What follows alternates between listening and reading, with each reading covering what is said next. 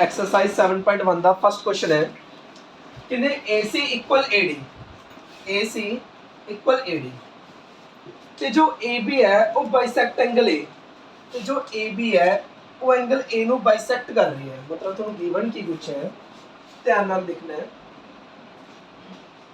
जो AC equal AD है, जो AC है वो इक्वल AD दे है। सब तो पहले तुम गिवन लिखा करोगे AC इक्वल AD, जो AB है वो बाइसेक्ट कर रही है एंगल A नु, जो AB है वो एंगल A नु बाइसेक्ट कर रही है, मतलब A वाला एंगल A दे इक्वल है।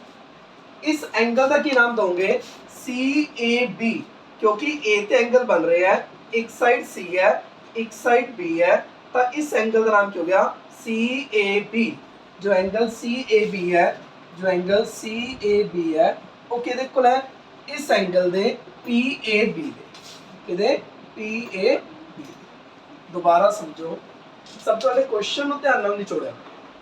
पहली गल इन्होंने बोली AC इक्वल AD, मैं गिवन च लिख लिया AC इक्वल AD जी, DAB, सॉरी वो D है ना, मैं P समझ गया।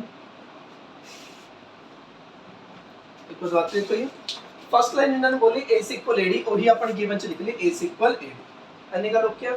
सेकंड गल इन्होंने बोली जो AB है वो एंगल A नु बाइसेक्ट कर रही है, जो AB है ना वो एंगल A नु बाइसेक्ट कर रही है, मतलब A वाला पार्ट A दे इक्वल है। इस एंगल का की नाम है, पहली गल उन्हें एंगल पाना जरूरी होंदा है, कई जगह उन्हें कुछ नहीं पाते, एंगल पाना जरूरी होंदा है। जेड़ा A वाला एंगल है, इस एंगल का नाम की है, A ते बन रहा है, एक साइड C है एक साइड B है, तो इस एंगल का नाम क्या हो गया CAB। तो इस एंगल का की नाम हो गया, एक साइड B है एक साइड D है, तो नाम की हो गया DAB। ये दोनों एंगल आपस की ने इक्वल ने, क्यों इक्वल ने, क्योंकि अपन की दिता है AB bisect angle A, AB bisect angle angle okay. उस तक तो अपन देख के लिखना सीगा, AC इक्वल AD वही देख के लिखे, जो AB बाइसेक्ट करता है एंगल A नु, जो AB है एंगल A नु बाइसेक्ट करता है, मतलब A वाला एंगल A दे इक्वल है। फिर मैंने की शो करना है, शो की करना है ये दो ट्रायंगल कॉन्ग्रुएंट है। ट्रायंगल कॉन्ग्रुएंट हुंदी है, एंगल इक्वल हुंदे ने। जिवें अज मैं करवा के देखिया कईयां ने एंगल च ट्रायंगल, ट्रायंगल च एंगल, कॉन्ग्रुएंट कुछ भी लिख रखा है। एंगल इक्वल होंगे ने ते ट्रायंगल कॉन्ग्रुएंट होंगे। अपन ट्रायंगल की प्रूव करना है कॉन्ग्रुएंट, ABC ने किहदे कॉन्ग्रुएंट प्रूव करना है, ट्रायंगल ABD। अगर कॉन्ग्रुएंट करना है सब तो पहले तो ट्रायंगल चकनी पैणगी। सब तो पहले लिखांगे in triangle ABC and triangle ABD। पहले और तक देखो अपन की और तक जस्ट क्वेश्चन लिखा अपन, पर क्वेश्चन लिखने का भी एक तरीका होता है। सब तो पहले गिवन, गिवन क्या है AC इक्वल AD लिखता, AB बाइसेक्ट एंगल A, जो AB है वो एंगल A नु बाइसेक्ट कर रही है, मतलब A वाला एंगल A दे इक्वल अपन लिखता। अपन की शो करने दो ट्रायंगल कॉन्ग्रुएंट और फिर अपन लिखती हैं। हुन जे दो ट्रायंगल कॉन्ग्रुएंट शो करनी है, पहले दो ट्रायंगल चकनी पैणगी। हुन तक ओके। हुन देखो, हुन मैंने A वाला ट्रायंगल को इहदे कॉन्ग्रुएंट करना है। देखो केड़ी-केड़ी चीज है। पहली गल तो तुहानू पता ही है A वाला साइड इहदे इक्वल गिवन है, A वाला एंगल इहदे इक्वल गिवन है, ते A वाला साइड दोनों च की है कॉमन है, तो कॉन्ग्रुएंट होगी। ये दोनों ट्रायंगल को कॉन्ग्रुएंट करना सी। कॉन्ग्रुएंट अपन किवें करना सीखिया है, दो साइड इक्वल उन्हां दे विचला एंगल इक्वल होवे, दो एंगल इक्वल उन्हां दे विचली साइड इक्वल होवे एंड सो ऑन, होर भी रूल है।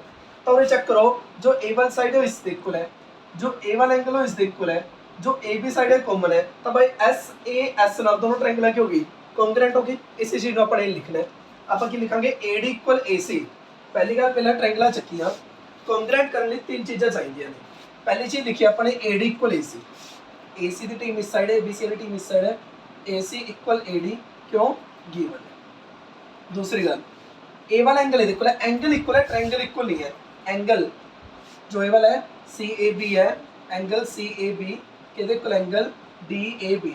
ऐसा क्यों, क्योंकि अपन की दिता है AB बाइसेक्ट एंगल A।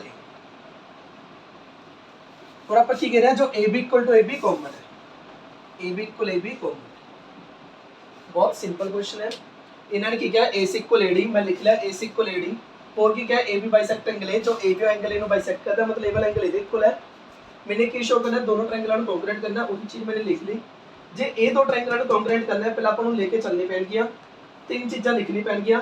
पहली चीज लिखी A वाला साइड इधर इक्वल गिवन, A वाला एंगल इधर इक्वल गिवन, A वाला साइड दोनों च की है कॉमन, A वाला साइड की दोनों च कॉमन, तो ऑब्वियस जी गल है A वाला ट्रायंगल इधर क्योंकि कॉन्ग्रुएंट, तो ट्रायंगल ABC ट्रायंगल कॉन्ग्रुएंट होगी, triangle ABC congruent triangle ABD किस रूल नाल होगी चेक कर लो साइड एंगल साइड तो किस रूल नाल होगी SAS दे नाल समझ चल क्वेश्चन बहुत ज्यादा सिंपल सी क्वेश्चन च ही आंसर गिवन सी इन्हें दसता ए वाला साइड इक्वल है ए वाला एंगल इक्वल है किने कॉन्ग्रेंट शो करो ए साइड ए इक्वल है ए एंगल इक्वल है ए साइड कॉमन ट्रायंगल कॉन्ग्रेंट होगी भाई SAS रूल दे नाल ओके उसो इन्होंने की क्या कि what can you say about BC and BD BC ਤੇ BD ਵਾਲੀ ਕੀ ਕਹਿ ਸਕਦੇ ਹੋ ਹੁਣ ਅਗਰ ਇਹ ਦੋ ਟ੍ਰਾਇੰਗਲ ਕੌਂਗਰੂਐਂਟ ਹੋ ਗਈ ਤਾਂ ਤੁਸੀਂ BC ਤੇ BD ਨੂੰ ਬਾਈ CPC ਨਾਲ ਇਕੁਅਲ ਕਹਿ ਸਕਦੇ ਹੋ ਕਿ ਨਹੀਂ ਕਹਿ ਸਕਦੇ ਚੈੱਕ ਕਰ ਲਓ ਅਗਰ ਟ੍ਰਾਇੰਗਲ ਕੌਂਗਰੂਐਂਟ ਹੈ ਤਾਂ BC equal BD by CPCT BC equal BD by CPCT समझ आया या सिर्फ क्वेश्चन से रखना है AC इक्वल AD आपने लिख लिया AB बाइसेक्ट एंगल अपन लिख लिया शो करो ट्रायंगल कॉन्ग्रुएंट अपन लिख लिया कॉन्ग्रुएंट करना है तो लेके चलनी पैणगी ट्रायंगल कॉन्ग्रुएंट कर ली तीन चीज़ां जरूरी ने पहले अपन लिखा AC इक्वल AD गिवन ए वाला एंगल इक्वल बाइसेक्ट गिवन ए वाला साइड कॉमन दोनों triangle congruent by SAS CPC dot BC equal BD okay जी राइट डाउन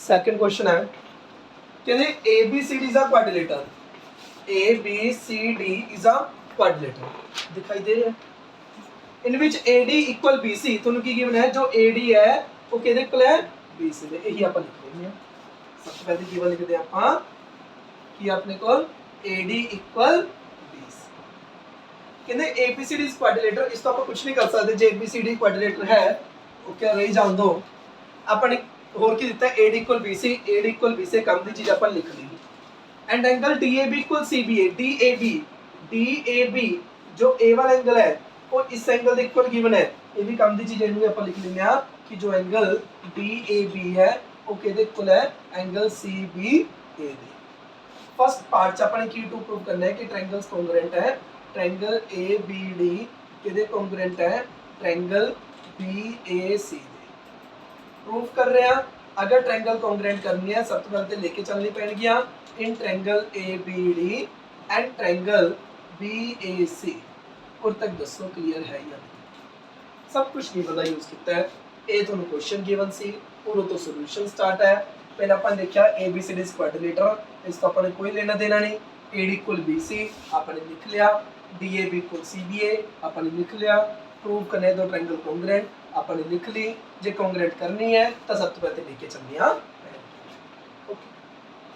ਹੁਣ ਇਹ ਦੋ ट्रायंगल कॉन्ग्रुएंट करनी है मतलब एक तो जी मैं ये रेड मार्कर नाल बनाई है तो एक मैं जो ये रिंकल जे नाल बनाई है ये दोनों की करना पड़े ध्यान नाल देखो ए साइड ए दे इक्वल गिवन है ए वाला एंगल इस दे इक्वल गिवन है हुन इस ट्रायंगल का नहीं ते इस ट्रायंगल का नहीं ध्यान नाल देखो ए साइड ए दे इक्वल एक साइड मिल गई ए वाला एंगल ए दे इक्वल ए मिल गया ते ए वाली ट्रायंगल ते ए वाला ट्रायंगल च ए बी साइड की है कॉमन नहीं है तो चेक करो ए वाला साइड ए दे इक्वल ए वाला एंगल ए दे इक्वल ए वाला साइड क्या कॉमन बाय SAS ना दोनों ट्रायंगल कॉन्ग्रुएंट दोबारा देखो ਆਪਾਂ ਨੇ ਇਹ ਰੈੱਡ ਮਾਰਕਰ ਆ ਰਹੀ ਤੇ ਰਿੰਕਲ ਜਾਲੀ ਕੀ ਕਰਨੀ ਹੈ ਕੌਂਗਰੂਐਂਟ ਕਰਨੀ ਹੈ ਆਪਾਂ ਕਿਵੇਂ ਕਰਾਂਗੇ ਚੈੱਕ ਕਰੋ ए ਵਾਲਾ ਸਾਈਡ ए ਦੇ equal AD equal BC given ਹੈ A ਵਾਲਾ ਐਂਗਲ ਇਹਦੇ ਇਕੁਅਲ ਗਿਵਨ ਹੈ A ਸਾਈਡ ए ਦੇ ਇਕੁਅਲ ਗਿਵਨ ਹੈ A ਵਾਲਾ ਐਂਗਲ ਇਹਦੇ ਇਕੁਅਲ ਹੈ ਤੇ ਇਹ ਜੋ ਸਾਈਡ ਹੈ ਇਸ ਰੈੱਡ ਮਾਰਕ ਟ੍ਰਾਇੰਗਲ 'ਚ ਆ ਰਹੀ ਹੈ ਤੇ A ਵਾਲੇ ਟ੍ਰਾਇੰਗਲ 'ਚ ਆ ਰਹੀ ਹੈ ਤਾਂ AB ਇਕੁਅਲ AB ਕੋਮਨ तीन ਚੀਜ਼ਾਂ ਮਿਲ ਗਈ ਬਾਈ SAS ट्रायंगल कॉन्ग्रुएंट ਤਾਂ ਦੇਖੋ ਜਰਾ ਕਿਵੇਂ ਲਿਖਾਂਗੇ ਆਪਾਂ ਸਭ ਤੋਂ ਪਹਿਲੇ ਆਪਾਂ ਨੂੰ ਕੀ ਗਿਵਨ ਹੈ कि जो BC है वो किहदे इक्वल है AD दे AD ਇੱਥੇ ਦਾ ਹੋ ਗਿਆ AD इक्वल BC गिवन है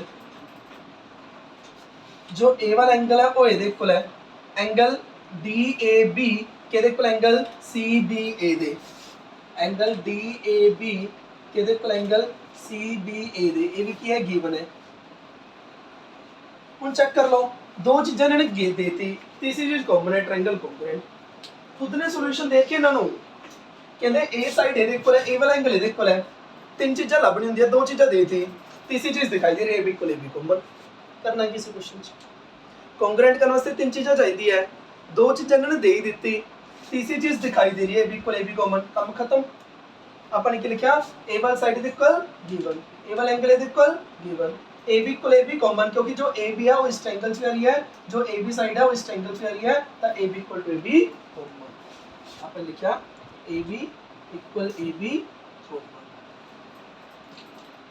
अब दोनों ट्रायंगल कॉन्ग्रुएंट हो चुके ने। Triangle A B D congruent होगी ट्रायंगल बी ए सी दे किस रो नाल, सॉरी बी ए सी दे किस रो नाल, बाय एस ए एस। समझते बहुत इजी सी यार। ए वन साइड ए दे इक्वल गे वन, ए वन एंगल ए दे इक्वल गे वन, A one side common by S A S, दोनों ट्रायंगल होगी कॉन्ग्रुएंट। ओके आगे की प्रूफ करना है। बीडी इक्वल एसी, चेक कर लो, BD equal AC by CP C. और की प्रूफ करना है। Angle ABD equal BAC, check कर लो, ए बी डी बीएसी देखो बी ए सी देखो, क्योंकि बिच बी बन रहा है बिच ए बन रहा है, तो अपन लिख सकते हैं जो एंगल ए बी डी है वो किहदे equal angle B A C दे किवें bye CP C T.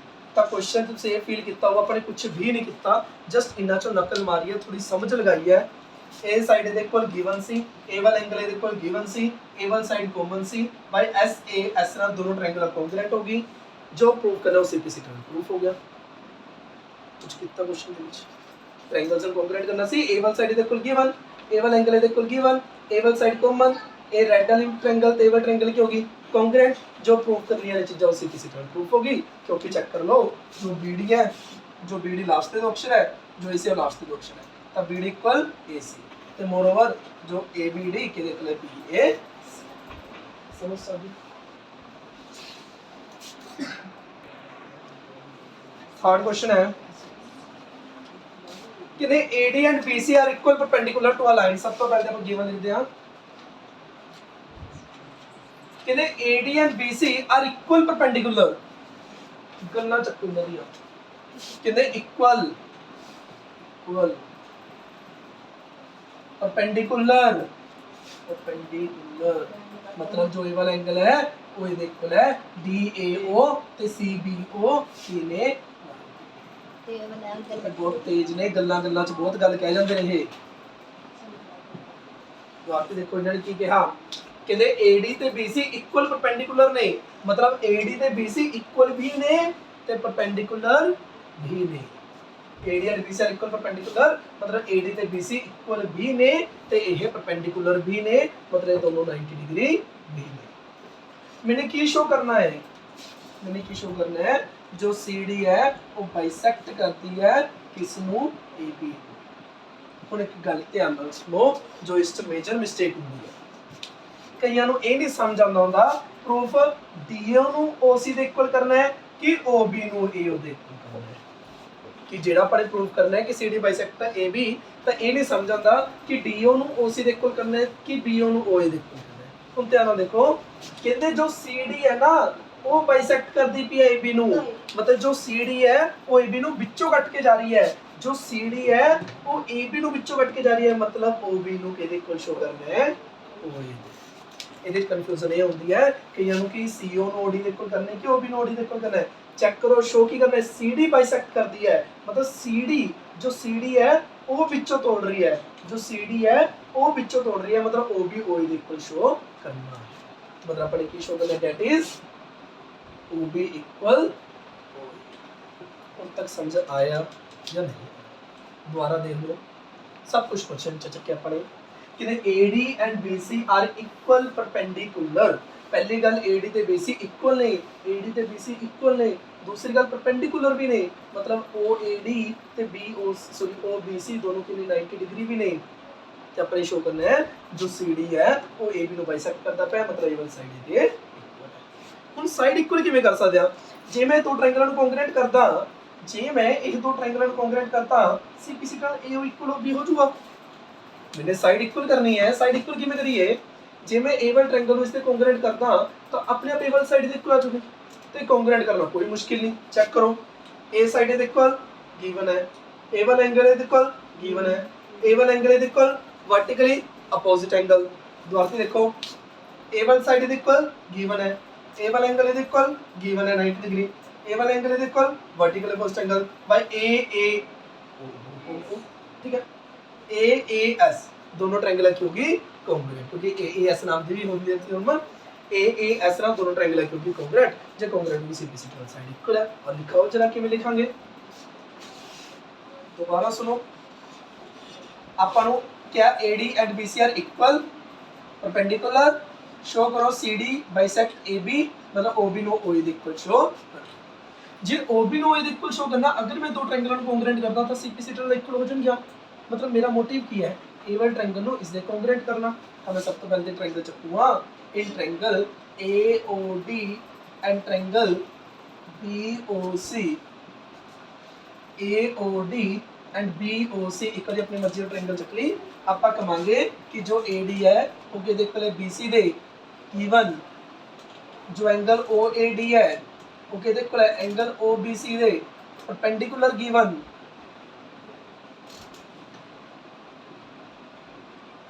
Perpendicular given ਤੇ ਆਪਾਂ ਕਮਾਂਗੇ जो AOD है वो BOC ਦੇ ਇਕੁਅਲ ਹੈ। एंगल ਤੇ ट्रायंगल ਪਾਉਣਾ ਬਹੁਤ ਹੀ ਜ਼ਰੂਰੀ ਹੈ।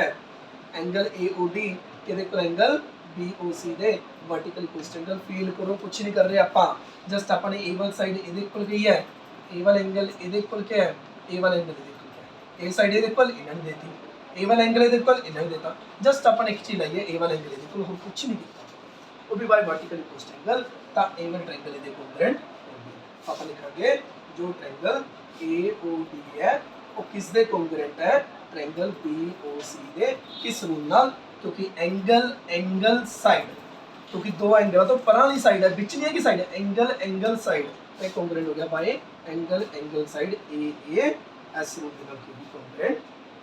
और अगर कोंग्रुएंट होगी मैंने की प्रूफ करना सी OB इक्वल OA चेक कर लो OA OB O equal OB by CP CT इस करके की लिखांगे CD बाइसेक्ट A समझ में आया।